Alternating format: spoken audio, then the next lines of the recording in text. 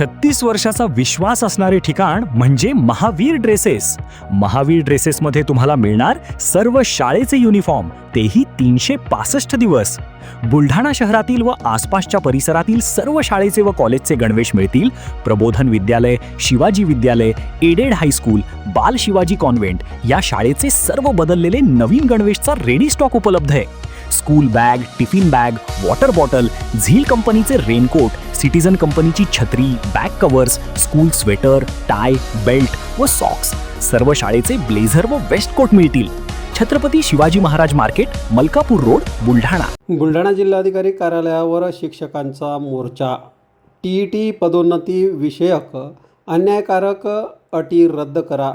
शाळाबाह्य कामापासून सुटका द्या. टीईटी रद्द करा यासह अनेक प्रमुख मागण्यांसाठी बुलढाणा जिल्ह्यात विविध संघटनेच्या वतीने शेकडो शिक्षकांनी जिल्हाधिकारी कार्यालयावर आज मोर्चा काढला.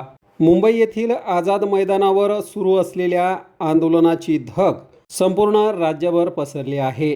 याच आंदोलनाचा भाग असलेल्या राज्यव्यापी शाळा बंद आंदोलन शिक्षकांचा सक्रिय सहभाग पाहायला मिळाला. शहरातील जिजामाता संकुल समोरून मोर्चाला सुरुवात होऊन नंतर संगम चौक, जयस्तंभ चौक मार्गे जिल्हाधिकारी कार्यालय गाठले. यावेळी शिक्षकांच्या शिष्टमंडळाने जिल्हाधिकारी यांना निवेदन सादर केले. शासनाने तातडीने शिक्षकांच्या मागण्यासंदर्भात विचार करून निर्णय घ्यावा, अन्यथा तीव्र स्वरूपाचे आंदोलन करणार असल्याचा इशारा यावेळी शिक्षक संघटनांच्या वतीने देण्यात आला आहे.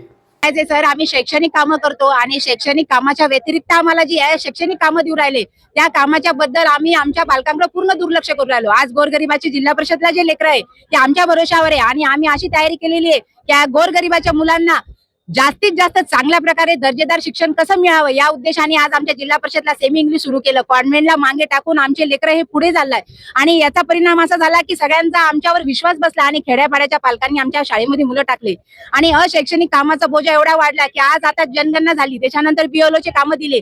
बीएलओच्या कामामुळे आम्ही वर्गावर राहू शकत नाही.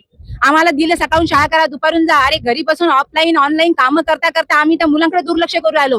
पालक येतात शाळेमध्ये की तुम्ही बीएलओचे कामं करता, वर्गावर अध्यापन करायला कोण आहे? अध्यापन करायला दुसरी सोयच नाहीये आणि त्यांची निराशा होती आणि आम्हालाही करमत नाही ना. आज शाळा उघडल्यानंतर आम्हाला मुलांना ड्रेस वाटप, पुस्तक वाटप आणि त्या मुलांना जे घडवायचं असतं त्या कामाच्या ऐवजी SIR आणि आमचे बीएलओचे कामं आम्हाला गावात फिरवायला लागतात. तुमचे पासपोर्ट आणा एवढ्या करूनही आम्हाला आज संच मान्यतेसाठी जे आधार कार्ड लागतात त्या आधार कार्डचे काम सुद्धा शिक्षकांना करावं लागतात, ते अपडेट करून, तेव्हा आमची संच मान्यता होते आणि आमचे शिक्षक एक्सेस होतात.